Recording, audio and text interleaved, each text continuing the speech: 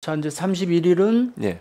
자, 일단 텔레그램 기록은 거기까지고요. 예. 그다음에 그 다음 날 또 넘어갑니다. 그 다음 날도 또 계속 해외에서 연락이 옵니다. 예. 자, 수신 기록이죠. 예. 8월 1일 10시 17분. 자, 이첩 얘기가 이제 또 강조를 합니다. 조만간 이첩은 어렵다. 이 군사보좌관이 하는 얘기니까 사실 장관의 뜻이라고 봐야겠죠. 그렇게 봐야죠. 저분이 뭐 혼자 자기 개인 의견을 저렇게 할 수는 없죠. 그렇죠. 그 다음에 그러니까 자 여기서 이제 잘 봐야 되는 게 해병대 사령관이 그 8월 2일 그 상황이 벌어지기 전까지 전날까지 8월 1일 밤까지 보면 나름 좀 버티고 있어요. 그러니까요.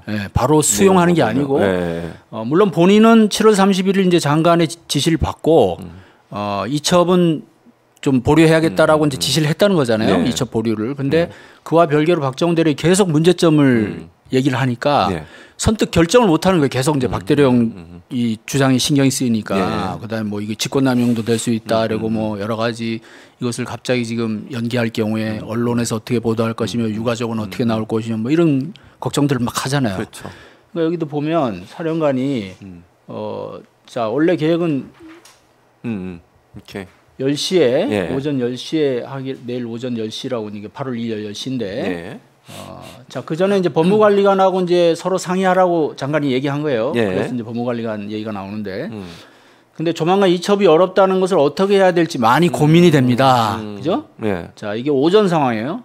자, 이때까지 그러면 사령관은 지금 고민하고 있는 거예요, 지금. 이첩, 심지어 이첩에 대해서도. 그렇죠. 그러니까 자기는 지금 와가지고 자기가 명확하게 지시했다고 하지만 이런 내용들을 보면 박 대령하고 계속 어떻게 보면 서로 고민하고 상의하고 있었던 거예요. 계속. 그렇게 보이네요.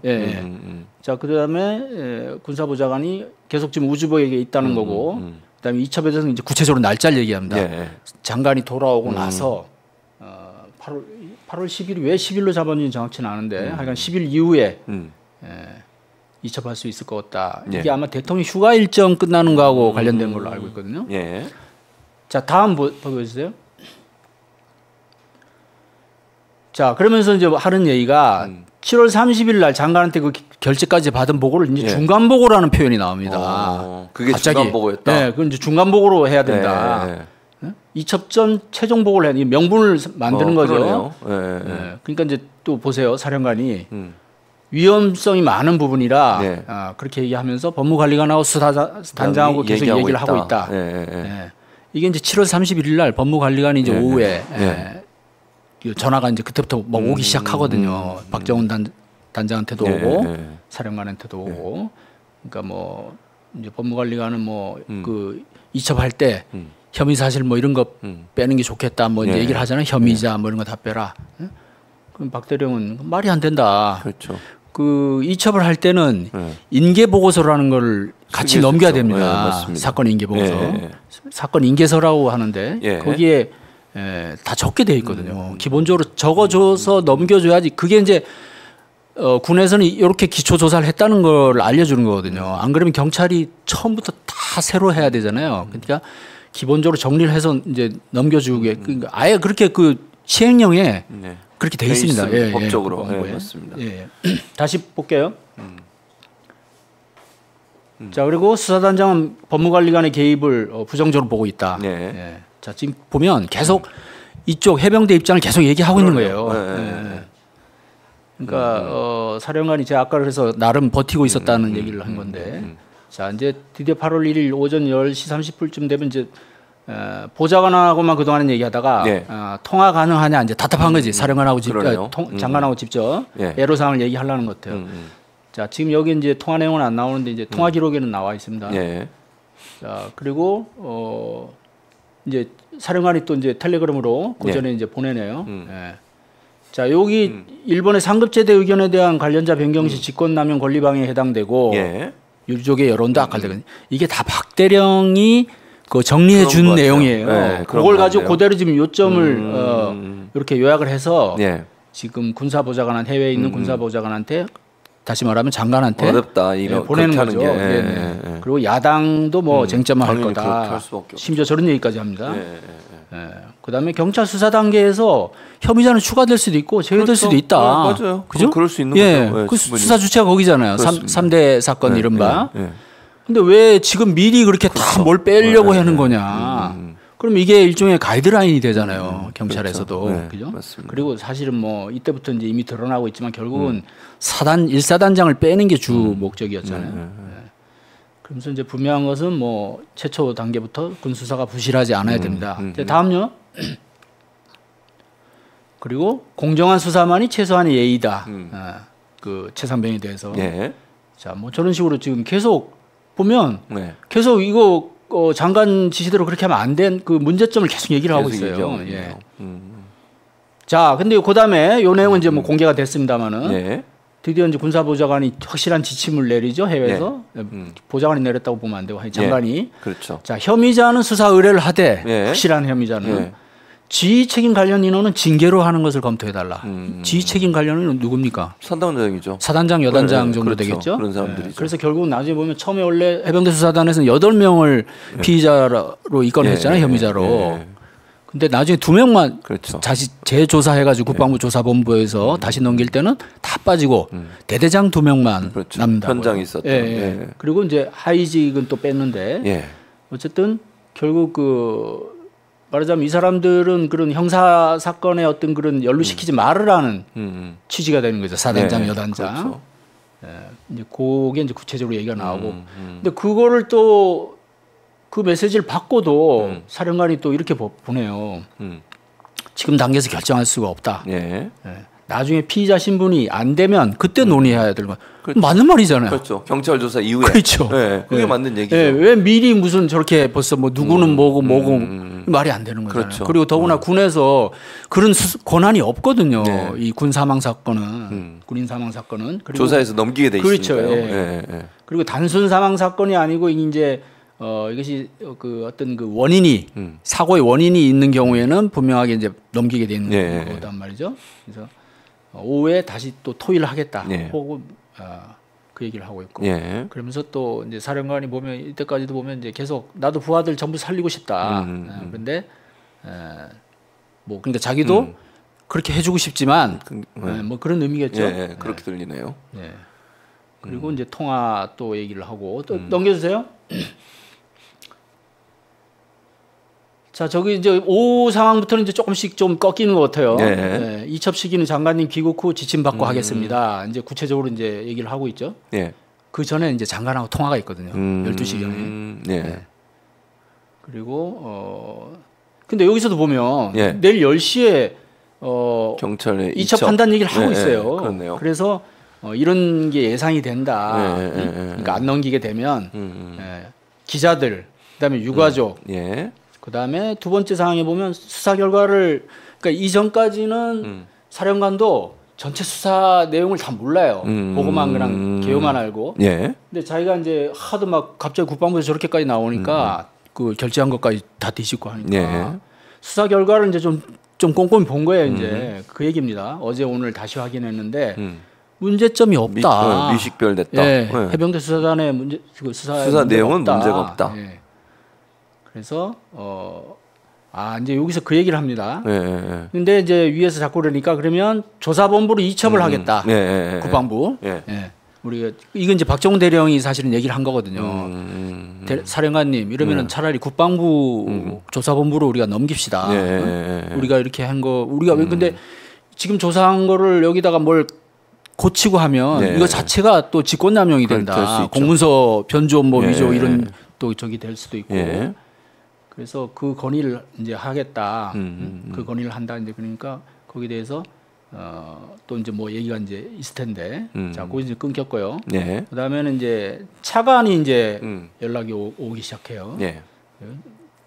자, 그다음에 또 이제 사령관이 지금 차관 통화 가능하십니다 나오죠. 그래서 차관하고 얘기를 하는데 이제 그 넘기는 거 그건 뭐 안 되겠다 이제 이런 얘기가 나오고. 그다음에 그 밑에 보면 이제 또 군사보좌관이 저기 지읒기읒은 장관이죠. 장관님께서는 자 넘겨주세요. 이제 저것도 뭐 알려진 내용이에요. 저거는 그 수사라고 하지 말고 조사로 해라. 그다음에 조사본부 이첩은 하지 말라. 이 이유가 자칫 다른 결과가 나오면 혼란을 끼칠 수 있고 대외적으로 그게 문제가 될 수 있다. 또 유가족이 어떻게 보겠냐. 이제 뭐 이런저런 문제로 해병대 니네가 알아서 지금 얘기한 대로 그냥 처리해라 이거예요. 결국은 왜 이쪽으로 넘기려고 그러냐. 국방부 넘기려고 그렇죠. 하냐. 근데 이게 또 웃기는 게 처음에는 안보실 쪽에서는 넘기라고 그랬어요. 넘기라는 요구가 있죠. 해병대 사건인데 해병대에서 수사하는 게 맞느냐? 이런 얘기를 하는 게 또 있어요. 자, 그래서 그거는 이제 또 거부가 당해요. 거부 당해서 이제 사령관 입장에서는 참 이제 뭐 아주 난감한 처지에 빠지는 거죠. 이러지도 저러지도 못하는.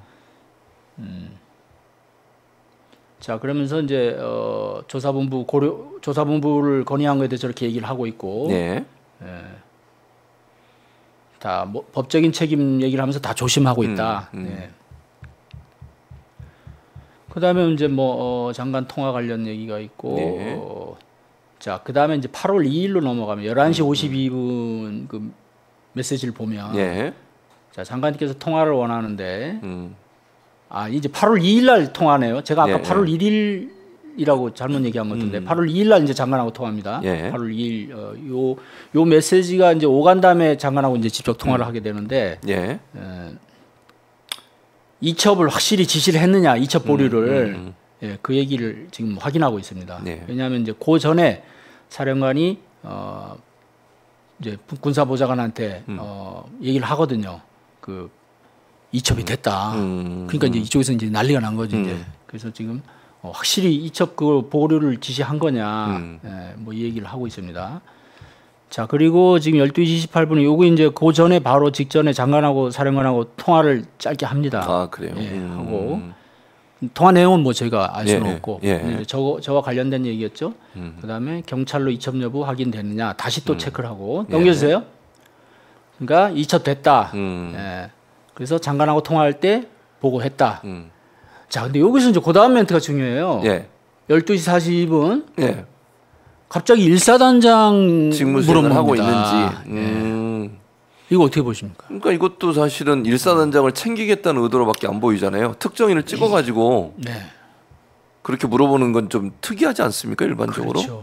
바로 저 부분이 아주 포인트인데 대통령 경로설의 한 중대한 원인이기도 하고 바로 그래서 조금 심하게 얘기하면 이 모든 일들은 결국 일사단장을 구하기 위해서 벌어진 일들이다라는 분석이 있을 정도거든요. 자, 전날도 이첩 얘기를 이첩 보류를 하라고 했는데 이제 해병대에서 넘겼으니까 위에서는 뭐 이제 완전히 난리가 난 건데 그런 중대한 얘기를 하다가 일사단장 얘기를 체크를 한다고요. 그러니까요. 왜냐? 아까도 말씀드렸지만은 처음에 장관하고 해병대 사령관은 일사단장 보직을 이제 빼는 걸로 다 얘기하고 후임자까지 보직 해임하는 걸로 다 거론했거든요. 맞습니다. 그게 보고가 올라간 거예요, 사실은 장관을 통해서. 그러니까 그날 그 7월 31일 오전에 대통령이 주관한 회의 때 그게 보고가 됐을 거 아닙니까? 일사단장도 이렇게 돼서 거기 혐의 사실에 들어가 있고 혐의자로 넘어가게 돼 있고 후임자까지 지금 장관은 이제 인사 준비하고 있다. 자, 그게 이제 대통령이 경로하는데 상당히 중요한 원인이 됐다라는 이제 볼 수 있다는 거죠. 그렇죠. 그 일사단장을 특별히 대통령이 엄청 그 치하했던 사람이잖아요. 그랬었죠. 거기 포항 가서 물난리 났을 때 장갑차 타고 나와가지고 그렇죠. 그래가지고 뭐 그때 대통령 사실 좀 어려웠는데 막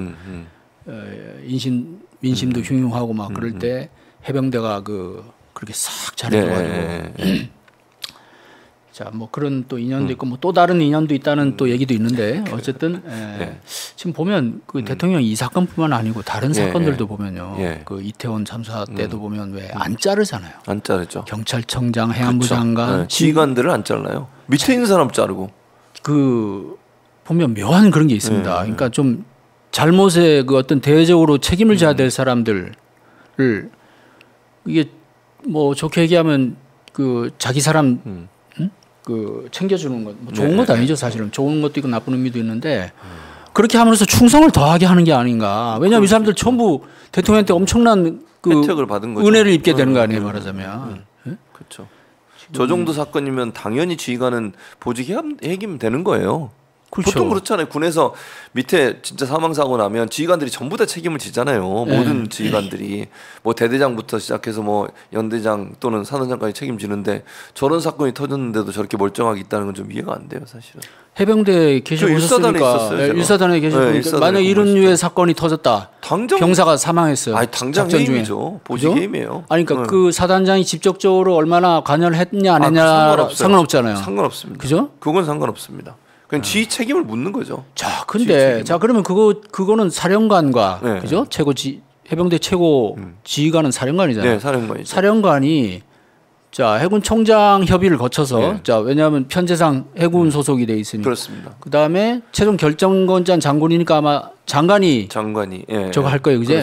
보통의 경우에 물론 법적으로는 뭐 대통령이 또 인사권을 갖고 있다고 하겠지만은 그 정도 선에서 충분히 그렇죠. 그거는 장관의 재량이기도 하고 그렇잖아요. 그렇죠. 근데 저런 순간까지 왜 저렇게 일사단장이 다시 챙기고 지금 근무를 하고 있느냐. 왜냐하면 처음에 일사단장이 그래서 장관하고 그 보고가 끝난 다음에 짐 쌌거든요. 나가려고 본인도 이제. 아니 근데 보직 해임이 일단 되는 걸로 돼 있기 때문에 그런 상황에서 근데 위의 지시로 인해서 다시 지금 살아나고 사표를 낸 걸 철회를 합니다. 이제 그런 상황이거든요. 그러니까 해외 나가서도 지금 이게 뭔가 근데 장관이 왜 저렇게까지 챙길까? 장관이 그 일사단장을 그렇게 챙겨야 될 이유가 뭘까요? 장관 입장에서. 그러니까요. 그러니까 이해가 안 되죠. 장관이 뭐 개인적으로 알아서 장관이 또 해병대 출신도 아니잖아요. 특별히 그렇죠. 인연이나 이게 있을 가능성이 없다고 봐요. 그럼 누군가 장관 부대 위에 있는 누군가가 지시했을 가능성이 높다고 보여주는 거죠. 그게.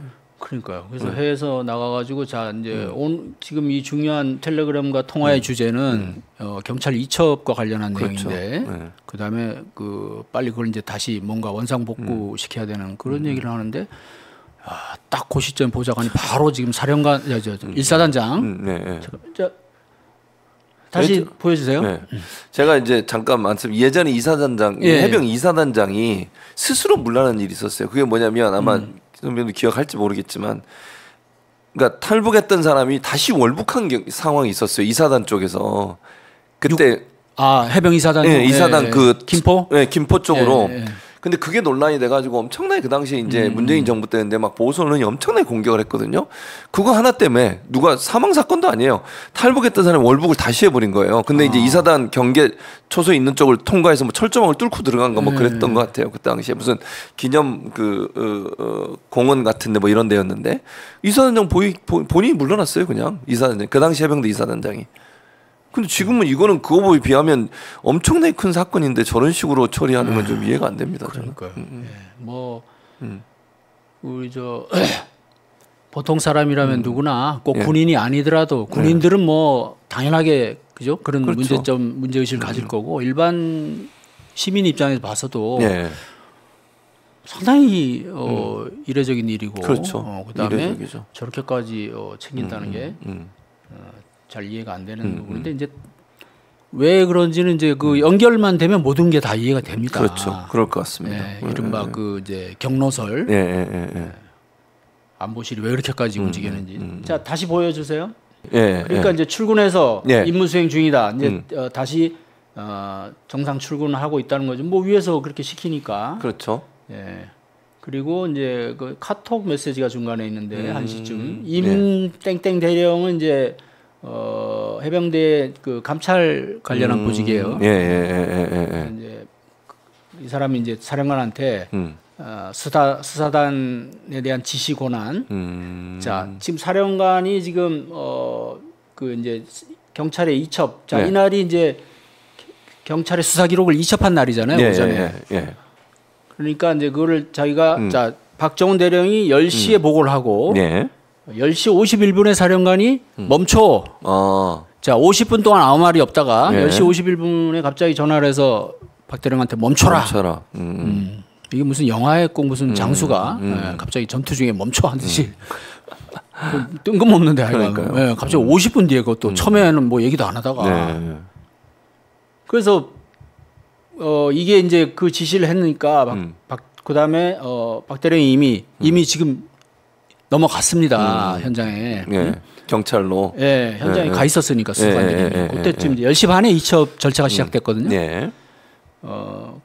그러니까 사령관이 이제 박대령한테도 연락하라 그러고 자기도 직접 막 연락을 해요. 현장에 수사관들한테. 근데 이제 바로 연결이 안 됩니다. 그 수사관들이 저는 일부러 안 받았나? 일부러 안 받았나 그 생각도 해서 예전에 한번 제가 박대령한테 물어본 적도 있는데 그거보다는 이제 경찰하고 그 이첩하는 절차가 꽤 있어서 전부 막 설명하고 뭐 이래서 아마 그 받을 저기 통화할 그게 안 됐을 여건이 안 됐다 이런 분석이 더 있더라고요. 예. 자 그래서 근데 이제 자기도 걱정되는 거예요. 그 자기가 그렇게 말했는데 이게 혹시 직권남용이 되지는 않는지. 그럴 수 있죠. 자 그거에 대한 검토, 규정 확인해 보겠다. 예. 그리고 박지진 또 군사보좌관이 수사단장 이번에 이제 선보직 해임 조치가 됐냐 또 확인하죠. 예. 자 이제 이날 오후 상황은 뭐 아시다시피 이제 국방부 법무관리관이 이제 그 경북경찰청 수사부장한테 연락해서 이거 문제가 있는 서류다. 잘못 절차상 문제가 있다. 우리가 다시 회수해야 된다. 뭐 이런 그런 얘기가 오가고 그 뒤에 이제 국방부 검찰단에서 수사관들을 보내가지고 전용 무렵에 가가지고 경북 안동이니까 한참 가야 되잖아요. 그렇죠. 가가지고 이제 회수를 하게 되는데 그 중간에 이제 오고 갔던 메시지입니다. 예. 자 마무리할게요. 이거 끝인가요? 이게 끝인 것 같은데요. 예. 자 텔레그램 메시지는 이제 여기서 이제 끝났고. 예. 자 이게 이제 지금까지 일단 확보한 그 텔레그램하고 카톡 메시지 전체 전문인데요. 예. 또 뭐가 더 나올 수도 있어요. 왜냐하면 이게 지금 군검찰에서 다 이게 확보는 다 돼 있는데 낸 것도 있고 안 낸 것도 있다고 이제 변호인 쪽에서는 그렇게 의심하고 있거든요. 또 뭐 일부는 가린 것도 있고 그래서 혹시 또 추가적으로 또 이제 뭐가 나올 수도 있는데 지금 그거는 또 뭐 우리가 또 이제 나오는 거 보고